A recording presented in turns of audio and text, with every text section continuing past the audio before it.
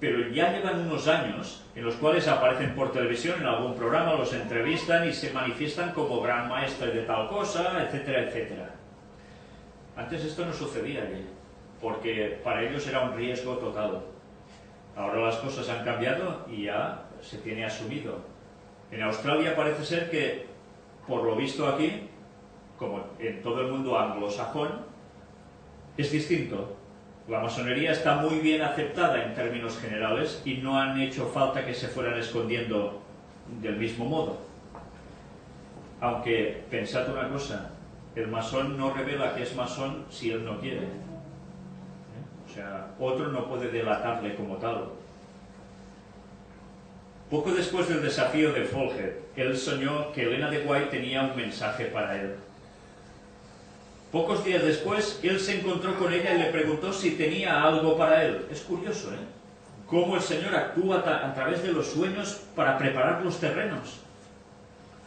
Replicándole que sí, ella le propuso una reunión en un futuro próximo, pero Folger estaba ansioso. ¿Por qué no me da el mensaje ahora? Ella le dijo que varias veces había estado lista para enviarle el mensaje, pero que el Espíritu del Señor le prohibió hacerlo, porque el tiempo no estaba maduro. Mirad, cómo a veces pensamos, esta persona necesita conocer el mensaje ya, y a lo mejor no es el momento adecuado aún para esa persona. Debe pasar por ciertas circunstancias para que eso madure. Pero ahora era el momento. Comenzó a leer el manuscrito de 50 páginas, especialmente la porción que trataba de la estrecha relación de Folger con la logia masónica. ¿Os dais cuenta? Allí mismo le saca todas las cartas que le había escrito y se las lee en su cara. Ella prosiguió con su testimonio indicando que él depositaba monedas pequeñas en las ofrendas del día sábado, o sea, en la iglesia, pero monedas grandes en la tesorería de las logias. Oyó que se dirigían a él con el título de Maestro Venerable. Y esto lo oyó Lenguay. ¿Por qué? ¿Que estaba en una logia detrás de una pared escuchando? Si Dios no se lo revelaba, ¿cómo podía saber esto ella? Más tarde Folger recordó: pensé que ella estaba muy cerca del meollo del asunto cuando empezó a hablarme en cuanto a lo que yo estaba haciendo en las logias. Entonces ocurrió lo inesperado. Después de cierto movimiento de su mano, ella dijo: no puedo contar todo lo que me fue dado. Folger empalideció al contar más tarde lo ocurrido. Inmediatamente después me dio este signo. La toqué en el hombro y le pregunté si sabía lo que había hecho. Me miró sorprendida y dijo que no había hecho nada inusual. Le dije que me había dado el signo de un caballero templario. Bien, ella no sabía nada acerca de eso. ¿Qué os parece? Un caballero templario. De lo más elevado en logias masónicas, Y ella sin tener idea. Es lógico, porque además mujeres que supieran algo de masonería o que estuvieran entre masonería eran contadas. Ha sido al cabo de años que se han abierto logias para mujeres y algunas que son mixtas. Pero años atrás era muy difícil encontrar mujeres masonas, y más con un grado elevado, sabiendo estos detalles de grado 33 en el rito escocés al menos. En el de York 13 grados. Bueno, pues ella le hizo esto. ¿Cómo se debió quedar este hombre? ¿Os dais cuenta? Hay una señora, Madame Blavatsky, ¿os suena de algo? Precursora de la teosofía, espiritismo puro. Y ella aparece en fotografías antiguas con un atuendo y vestida de masona. Pero evidentemente no era el caso de Ellen White para nada. Elena de White siguió con su testimonio explicando que era imposible ser un cristiano consagrado y un francmasón. Luego hizo otro signo secreto, del cual dijo: mi ángel ayudante me lo hizo a mí. ¿Os dais cuenta? La primera vez que ella hace ese signo, lo hace sin saberlo. Y él se queda helado viendo eso. Pero el segundo ademán lo hace ella adrede porque el ángel, ¿qué hizo? se lo hizo para ella. Folget sabía que este signo particular era conocido solo por la orden más elevada de masones y declaró más tarde: esto me convenció de que el testimonio de ella era de Dios.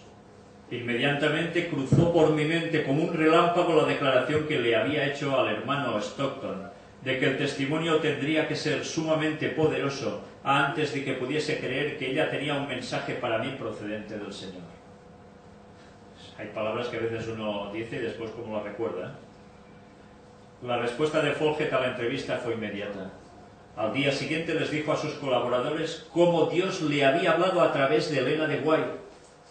Su primer trabajo del día fue dictar su renuncia a sus diversas logias. Pues debería tener faena, porque renunciar a 8 logias. Pero sus amigos de la logia no se dieron fácilmente por vencidos e insistieron en que estaba moralmente obligado a completar su periodo durante los 9 meses siguientes. La lucha fue severa y miembros de iglesia amigos de Folget temblaron por él. ¿Temblaron por él por qué? Porque temían que finalmente la cosa se enfriara y él permaneciera allí. También podían temblar por él porque saben que cuando estás en ciertos grados elevados, si te quieres ir, cuidado, no sea que hables. Al fin de esos 9 meses, Folget le escribió a la mensajera de Dios: cuán agradecido estoy al Señor por haberme enviado una advertencia de que estaba viajando en el camino equivocado. Ahora puedo ver muy claramente que si hubiera continuado con ellos, eso habría sido mi ruina. Debo confesar que mi interés por la verdad se estaba enfriando. Folget continuó su servicio en la casa publicadora por muchos años y permaneció como un vigoroso dirigente espiritual en Australia, gracias a Dios y a su sinceridad. Bueno, pues esta es la historia. Aquí hay las referencias que se citan. Es interesante conseguir precisamente estas referencias enteras, porque es las conversaciones que mantuvieron, cartas que se mandaban. Bueno, pues aquí están para quien le interese. Y después, aquí tenéis precisamente al señor Folget. De 1860 a 1923 fue su vida. Tesorero de la casa publicadora Eco en Australia, a comienzos de la década de 1890. Después de aceptar los mensajes de los 3 ángeles, continuó por un tiempo como un dirigente en la logia masónica. Pero se separó de ella después que la señora White le transmitió un mensaje que le fue dado en visión respecto al peligro espiritual que corría él. ¿Os dais cuenta de su vestimenta?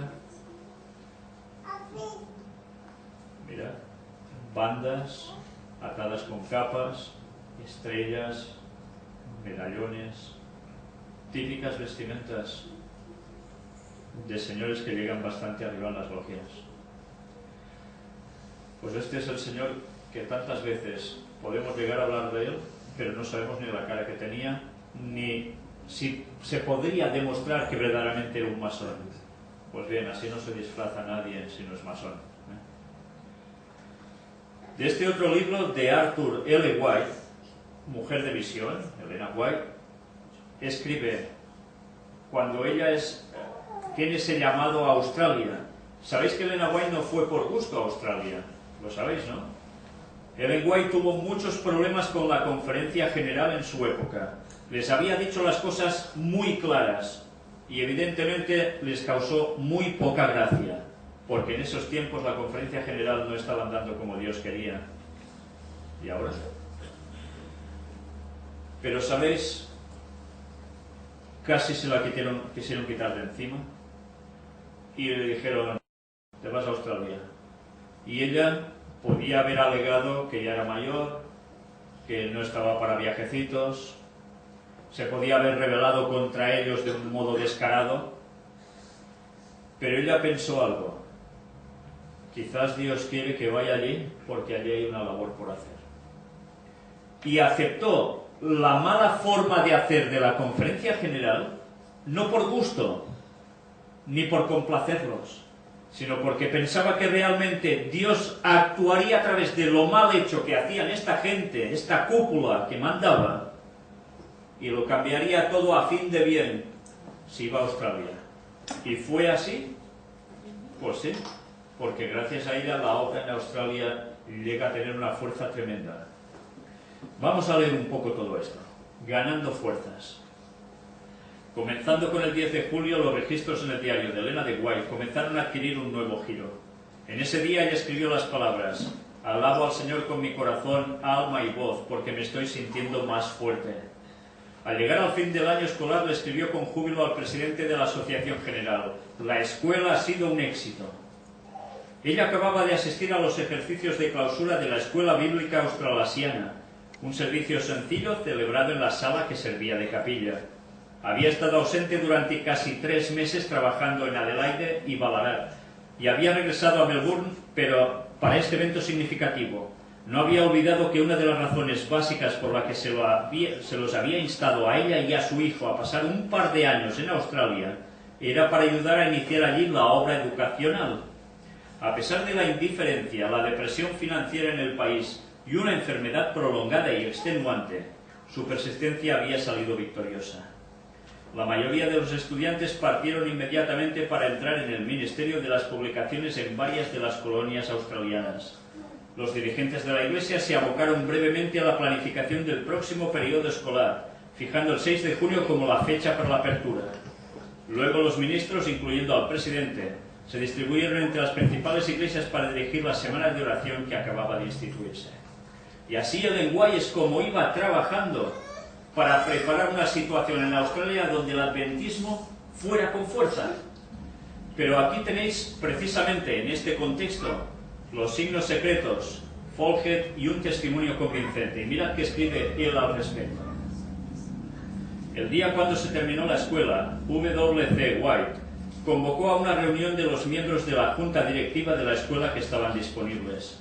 N.D. Folgert, tesorero de la casa publicadora, asistió. Cuando terminó la reunión, a eso de las 4, White le habló diciéndole que Elena de White deseaba verlo. Cuando comenzó a avanzar por el pasillo hacia el cuarto donde ella estaba parando, acudió a su mente un sueño que había tenido unas pocas noches antes, en el que la señora White tenía un mensaje para él. Folgert era un hombre de negocios alto, perspicaz, apto y enérgico, afable y liberal en su disposición, pero orgulloso. Es curioso, ¿eh? Se lo describe como orgulloso. Cuando se hizo adventista, retuvo su membresía en varias organizaciones secretas y no se retiró de ellas. Él era masón cuando se hizo adventista, ¿eh? Es curioso. Y siguió en la masonería. ¿Por qué? Cuando algunos años más tarde escribió sobre su experiencia en una carta general dirigida a mis queridos hermanos en la fe, habló de esas afiliaciones.